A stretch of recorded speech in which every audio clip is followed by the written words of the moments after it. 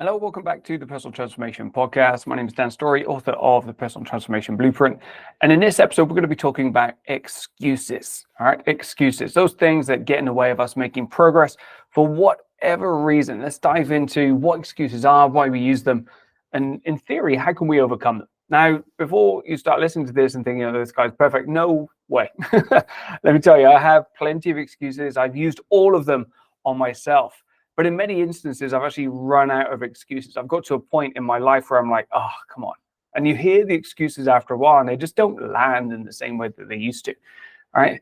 Some of you may be fully attached to some of your excuses, and you really believe them. But actually, after a while, you start to think about what they mean and what they're truly saying to you. Then you'll start to understand that that's not really who you are. And there's ways beyond excuses. So let's just have a look at some of the stats around this. And there was some research done in 2020 that the average American will make 2,190 excuses to validate their decisions per year.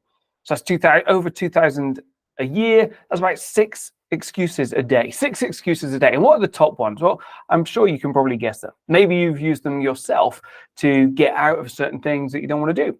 Okay, so the top 3 easily, and these are almost identical. But they're too tired, not enough money, not enough time. So our top excuses, at least in the US, and I imagine across the globe, are that we're too tired. We don't have enough energy to do the thing that we need to go and do. We don't have enough money. There's some kind of physical barrier in between what we want and what we want to get. So I can't do it because there's not enough money. Or I don't have enough time. I'm such a busy person. There's no way I have time on my schedule to do those things, right? And to actually make progress in those areas. So there we go. And some of the ways that we apply those, here's some of the examples from that research is, we'd use an excuse to justify buying something that we didn't need. It seems contradictory, right? But we'll use excuses. Oh, well, I kind of need it. Or binge watching TV. Oh, I was so tired. I didn't do that, but I was able to, get in 4 hours or 3 seasons of some show on Netflix. Yeah. Get out of cleaning and doing things like that. The chores around the house, we're not going to do those things. And then obviously we're using excuses to do things that, we know are beneficial for us, like, avoiding exercise and eating healthy. We have loads of reasons, I call them reasons. We have loads of reasons why we can't do those things. So the question is, I guess, if we know that excuses exist and we know that we're probably just using them to make ourselves feel a little bit better. Why is that? Why do we have excuses? Why do we use excuses? And then ultimately, what can we do to get around those? And I think really there's 2 main reasons that we use excuses. The first one is related to pressure, right? And so we'll find ourselves in situations where we're under pressure. And what we're trying to do is alleviate that pressure. Our brain is really well designed, and it kind of kicks into action when we're under pressure. We feel adrenaline build up and we get this kind of fight or flight situation, right? And for many people, flight is the way we do it. So we try and alleviate pressure rather than staying in those moments. And why do we feel pressure? Well, maybe we're in a situation that's challenging us to step up our game, or we're challenging us to do something new that we're not confident at doing. There could be many reasons why we would feel this pressure. But we ultimately have some kind of fear on the other side of what it is that's taking place. So we hear people being scared of public speaking. There's nothing scary about public speaking. I don't think anybody's ever come to physical harm giving a speech or as a result of the speech directly. But we tend to try and avoid it, right? So we'll say, oh, I haven't got time to do that, or I don't have time to prepare. And you can already start to imagine some of those excuses that are going to be coming up in the mind of somebody who has to do that. And that's going to let them off the hook, right? So they're going to let off the hook. They don't have to do that speech. And then they're avoiding that fear of failure or embarrassment or whatever it is on the other side of that example or activity. Okay, so I think the first one is that we typically use excuses to alleviate fear and kind of get out of situations that we don't really want to be in. And then the other one is then to procrastinate. Okay, and we can put something off until tomorrow that we don't want to do today. So, if you think about the example of exercise, exercise is something that in the moment is going to feel pretty hard, especially if you haven't done exercise before or not for a long time. All right, is the idea of getting dressed, putting on your trainers, dragging yourself to the gym, or even just saying that, it feels like a lot. And what's the payoff, right? What is the ultimate payoff? There's probably not very much payoff, right? We get sweaty, we have to do washing, we have to go out and buy healthy food that we don't have in a shop just so we don't feel like we've wasted that time going to the gym. All of these kind of things, right? So there's not really a huge amount of payoff until we get to the future. And we've been to the gym several times, or several weeks or several months, or for how long?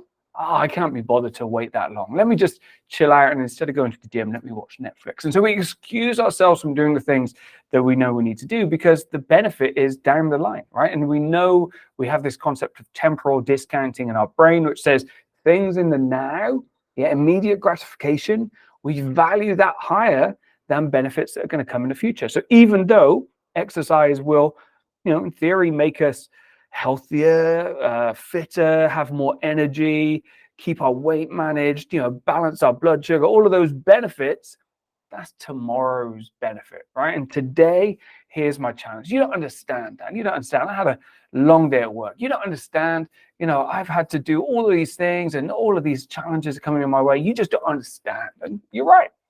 But the reality is you don't need me to understand. It's not my challenge. The only person that you need to convince with an excuse is yourself. Crazy, right? The only person that you need to convince about an excuse is yourself. You're the one that's getting out of it. And I don't know if you've ever been in a situation. Let me read just a kind of conversation from the book, see if this resonates. But, many of us will have had conversations like this. Goes something along these lines is, have you been to the gym? By the way, you can choose to be either one of the people in this conversation, right? So have you been to the gym yet? No. Well, why not? There aren't any gyms close to me. But didn't you just get a car? Yeah, but I don't really have time. Can't you go before work? I start early and I don't think the gym is open at that time. Isn't it 24 hours? Yeah, but I don't want to turn up to work sweaty. I thought there were showers at your work. I know, but I don't think I have the energy. Work is pretty tough at the moment. Surely it will give you more energy if you start exercising. I know, but I'm not sure where to start in the gym. Don't they have personal trainers there to help? Yeah, but they're expensive and I'm not sure I want to spend that much. Didn't you just buy a Gucci toothbrush? True, but that is an investment in my mind. Isn't this an investment in your health? Now, I don't know which one of those conversation sides you associate more with, but we've all been in that conversation, right? We've all been in a conversation where it doesn't seem to matter what you reply to the person with the excuse. They've got another excuse ready. And they're not looking for anything other than validation, right? They're looking for you to agree with them. They've already made up their mind. They've already made up their mind that whatever that excuse is that they've given, that's the right answer, right? That's the right answer. And what they do when we kind of do is we have these conversations looking for validation, looking for people to agree with us. So we can say, yeah, see, other people have this problem. And absolutely other people, all of those challenges we just heard there, those are real world challenges. And they will absolutely get in the way of progress, right? And any of your goals, there's going to be obstacles and barriers that come up. And some of them are time, some of them are money, some of them are energy. But what we need to do, what do we need to do? We need to prioritize a little bit differently, right? So all of those, you could easily hear that, if we reprioritize our efforts or anything like that, then we'd actually make a ton more progress than just by listening to those excuses. So that's kind of one of the things. But this procrastination idea is that, we always have more time. And we're going to talk about that a little bit in a moment. Also with excuses is we're externalizing the locus of control. And you've probably heard me talk about locus of control. People with an internal locus of control tend to take responsibilities for most situations, right? So, and they have this belief that, they have agency, they have control, they have the ability to influence the situation. So people with internal locus of control say, okay, well, there's not enough time. How do I change it? How do I change it? What can I do internally to make up for that lack of time or lack of energy or something along those lines? And they'll look for excuses, look for ways around it, right? They'll try and find ways to make up time. They'll try and find ways to get more energy. People with an external locus of control blame external factors, blame external situations. I don't have enough time. My boss is this, or I'm expected to do this. And that's as far as they get. So they feel more comfortable blaming external situations for the situations and the feelings they're going through. Okay, but the problem with externalizing the locus of control is we give away power, we give away agency. We're not able to influence that. And so we become very passive in our ways of approaching those challenges. Okay, so one of the things we definitely want to do is change the locus of control. So if you're somebody who blames or uses excuses a lot, are you projecting out? Are you looking for other people to be the reason behind these problems that you're facing? Or are you someone that takes responsibility and looks internally to find a way and a solution around it? So if we think about some of those challenges that we've got, if you're trying to alleviate pressure because because you have fear of whatever's going on, what's the solution to that? The solution to that is courage, right? The solution to that is getting over that element of fear and say, okay, well, I'll do it anyway. And I'll do it because there's something more important than this element of fear. So finding out what your motivation is to do those things, associating some form of benefit or positive impact for going through the process, and then doing it, right? And then doing it anyway. Yeah, we all feel fear. Everybody feels fear. It's just those people who look like they're brave take action in spite of the fear. Okay, so that's kind of getting over that pressure situation, like fear of failure. If we're tired, if we're tired, ask yourself a question: how could I get more energy? And I guarantee you'll come up with some pretty easy ones fairly quickly. But typically, look at your sleep patterns. Are you consistent? Are you sleeping well? I'm not saying enough necessarily, because we don't always have that much time, but are you sleeping well? Can you improve your sleep? Can you do things differently before sleep that allow you to get to sleep faster? Other ways you can sleep deeper, so get deeper rest in that amount of time you have available for sleep. Can you hydrate better? Can you eat better?